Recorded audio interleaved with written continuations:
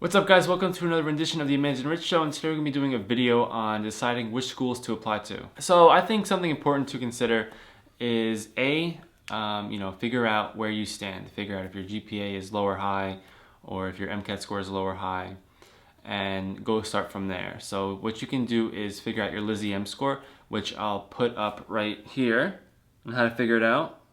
So that Lizzie M score can help guide you to what schools to apply to. If you go on SDN, they have a ranking of the average Lizzie M scores that people get in with, so you can use that to kind of match up where you want to go to, or where you want to apply to rather. That's a good idea. And then two things that I did that kind of helped me figure out where I stand, because like MCAT and GPA are really important, but other aspects of your application matter as well. So just like visiting with a pre-med advisor or something can kind of help. A lot of the time they can provide you with like a solid list that they think would be like good target schools for you. But the thing that I did that I found the most helpful was to use MSAR, which is an AAMC program.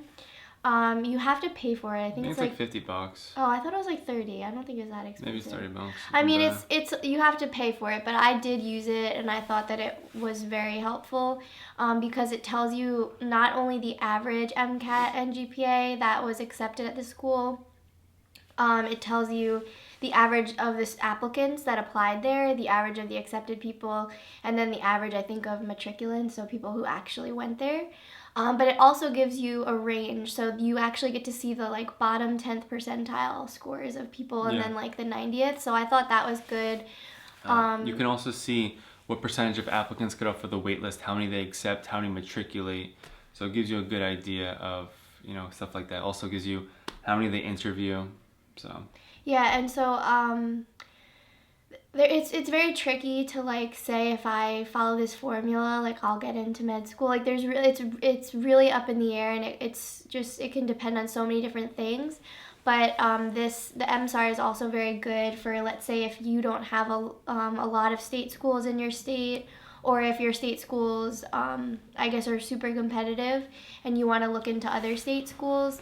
MSAR has a part of it where it tells you how many out-of-state applicants they accepted last year. So I found that really helpful because you don't want to waste your money on a school, even if you like it, if they're only accepting 5 out-of-state people and they give a lot of in-state preference, then that's definitely something to check out as well. Yeah, so that would kind of be like, for me, if I was approaching that and I saw like a school in like, I think it was Washington, was it? I don't remember. Anyway, it was a school in Washington, I think. And they only accepted like 3 people out of state. So, we didn't apply there because, we knew I had a very small chance of actually even interviewing there. So it was just, in terms of, we applied to like, 20, 30 schools in the end. But, choosing those 20, 30 schools, we chose them very specifically. Right, and so like, when we were making our list, I tried to do a few things. First of all, you shouldn't apply to a school that you don't want to go to. Like if you cannot stand living in like a rural area or living in a big city, then you shouldn't apply to schools like that, because if you do get accepted, and that's your only acceptance, it would be very odd for you to like not go there. Or if you did go there and you weren't happy, it wouldn't work out well. So definitely like look at the school website and see if it's a place that you think you'll fit in. Yourself, that you could see yourself there. So that's like the first and step. Be happy. And I know like if you're like me, that I'm a pretty flexible person, so that didn't really narrow it down that much for me. But so what I did was I picked kind of what I thought I guess would be target schools, or not really safe schools, because I don't really think you can have a safe school when applying to med school unless you have like a really crazy application. But I would say like target schools were schools where both my GPA and my MCAT were either at or above the average. And then kind of like reach schools were schools where my GPA and MCAT were at the average, or maybe let's say my GPA might have been above, but my MCAT was at or below. And then I did have a few schools that I just really wanted to apply to that were probably reach schools for me, but I just wanted peace of mind knowing that I applied. So that's kind of how I organized my list. So watch out for applying to some state schools. Like I know in California, They have a heavy in-state preference. So like us being from New York, we didn't apply to any California schools because we know we pretty much had a null chance of getting even an interview to any of those schools. So we didn't want to waste the money and waste the time with with their secondaries, just to be rejected and like probably not even be reviewed.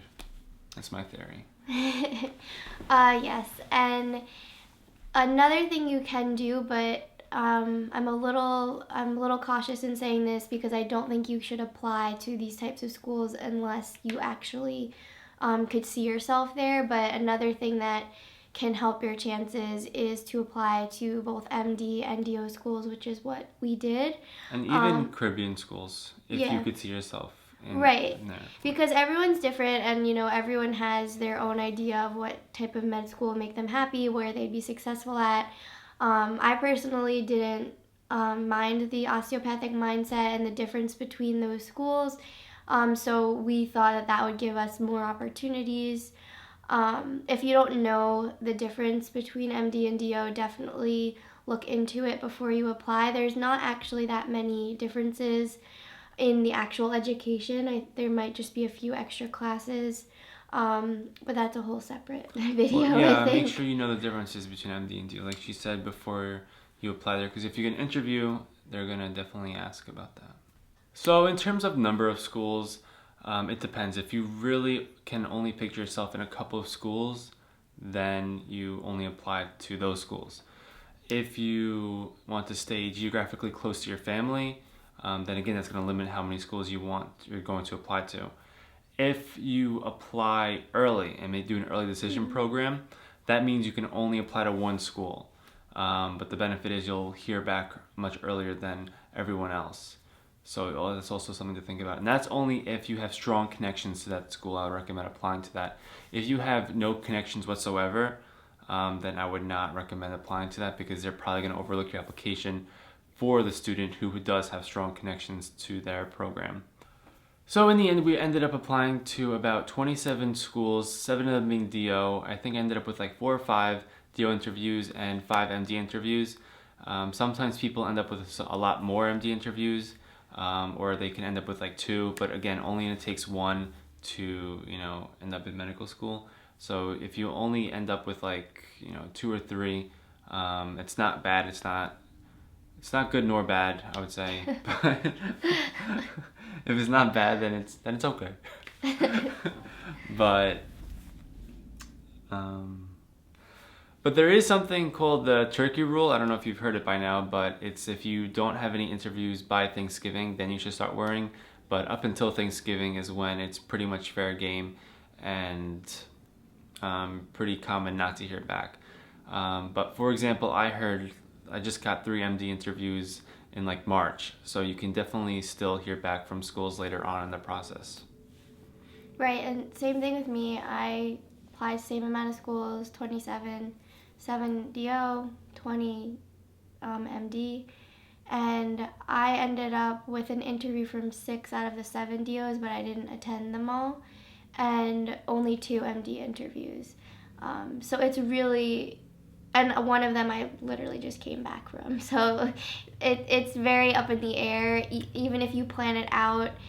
And also, it's going to be different. Like, if you have really good GPA and stats, like MCAT and all that, that's going to put you higher up. I mean, if there are other issues with your application, it's not going to guarantee that you get an interview. But if you have a relatively high GPA and MCAT, then you're going to get more interviews. Then most likely you'll get more interviews if you apply to the same number of schools. So just to give you kind of a more definite answer, if your application is strong, you can feel safer applying to less. If your application is a little bit weaker, you can feel a little bit safer applying to more schools. But from what I've seen and from other students I've talked to, most of them apply to about 15 to 25. I think we were a little bit more on the high end, but 15 to 25 schools.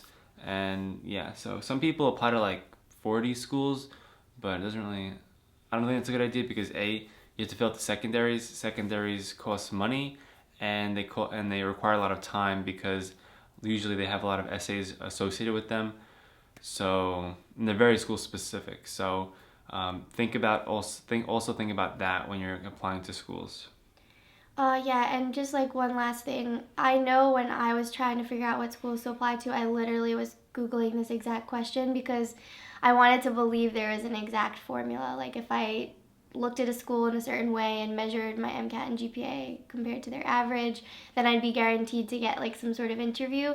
But I think it's like that's more of like a college application mindset where that's like a really good way to figure out what's a target, what's a safe school, and all that. Yeah. But I think with med school, there's just so many competitive applicants, and you kind of, you can make an educated guess on what schools would be good for you, but you have to kind of just accept that uncertainty and know that no matter how good your list is, like it's Yeah. really up in the air. Yeah, there's again, like what she was saying before. There's really no safe school. 60% of all the applicants get rejected, so and they don't end up, and they have to reapply. That's what I did. I reapplied from last year, and so definitely keep your head up. And what were you gonna say? Oh, I was just about to say, like, at the interview I was at yesterday, there was only one student that was still in school out of 15 of us. We had all graduated and had taken at least 1 year off. So it kind of gives you some perspective on how many times people kind of have to, not everyone has to go through it more than once, but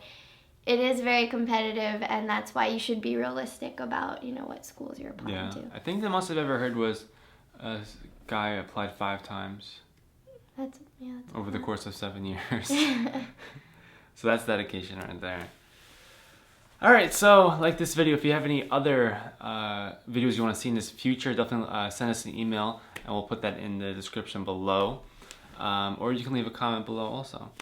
If you like this video, give it a thumbs up. If you want to see more of these videos, hit the subscribe button. We're almost to 200, so we're getting close. Okay, we're all close. But thanks for watching, and we will see you next time.